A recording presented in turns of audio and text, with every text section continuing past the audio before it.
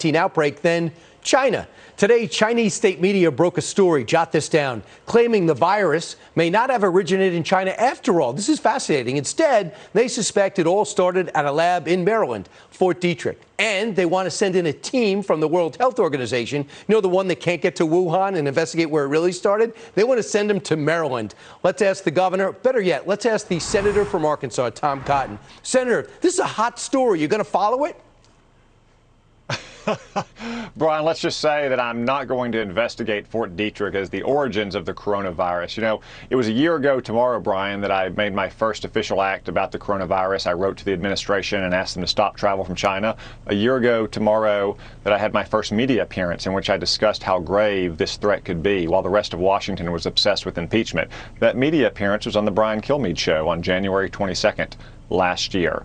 I didn't have any special information. You know, I'm not a scientist or a medical doctor. I could simply tell from the way China was lying and covering up about the origins of this virus on the one hand and the drastic, far-reaching lockdowns they were imposing that it was going to be much more dangerous than they were saying, and sadly that proved right. China still has not come clean about the origins of this virus, which I still believe most likely resulted from a lab accident in Wuhan. Well, a couple of things.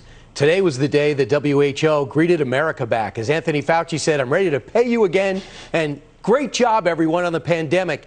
They still haven't found out how it started. They are still answering to China on everything. Who sent him in there in such a demeaning way? Why didn't he come in there with guns blazing and say, I'm back, but things are going to change? Well, that's because they're in hock to China as an institution. In some cases, their leaders are in hock to China. The WHO has consistently aided and abetted China in covering up the origins of this virus. China continues to lie. It continues to try to intimidate. Brian, just yesterday, as Joe Biden was sworn in, a few minutes later, China announced sanctions against several high-ranking former Trump officials. That was not geared so much against those officials, but a shot across the bow of Joe Biden's national security team, that if you take a tough line on China, we will take a tough line on you. We will try to hurt your livelihood in the future. That has to be met with a response by the Biden administration and from the Congress. We cannot allow China to continue this campaign of lies and disinformation and intimidation. You know, so in fact, we have it. Here's an excerpt from the editorial that you're referring to in the Washington Post, actually, and let's take a look. Here it is. We don't have it. Okay, here we go. I got some time. That's why I brought a watch. Here we go. The true intent of the sanctions is to target incoming officials. It's an audacious attempt to intimidate them against continuing any of the Trump policies. Now, we know that Mike Pompeo is not going to vacation in Wuhan. We also know that Donald Trump or anybody like John Bolton, they said it's a badge of honor. But you're trying to say this is a brushback pitch to this administration. But so far, Anthony Blinken, the incoming Secretary of State, we assume, he's been pretty strong, saying that essentially the Trump administration had it right to be tough. Is that encouraging?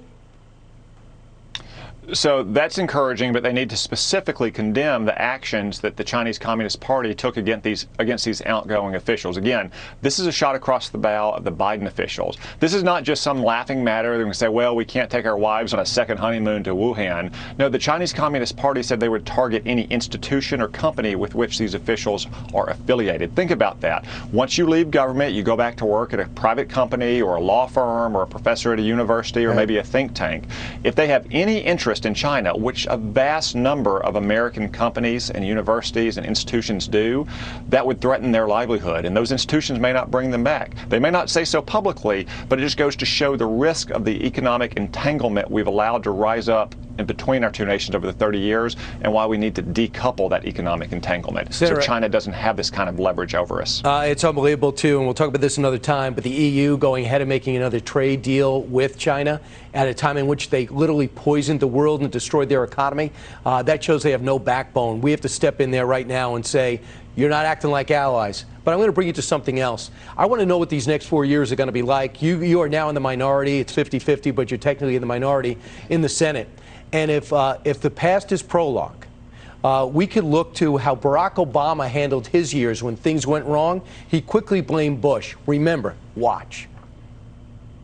I want to say a few words about the deepening economic crisis that we've inherited and the need for urgent action. And my administration inherited a deficit of over $1 trillion. We've inherited an economic crisis as deep and as dire as any since the Great Depression. This happened for 6 years, and we saw it again today with Joe Biden. Said there's no plan to get rid of the put the vaccine in people's arms. They left it with there was no plan at all, already exaggerating, saying that his plan of 1 million shots a day is something he's going to aspire to. They say we're basically already doing that.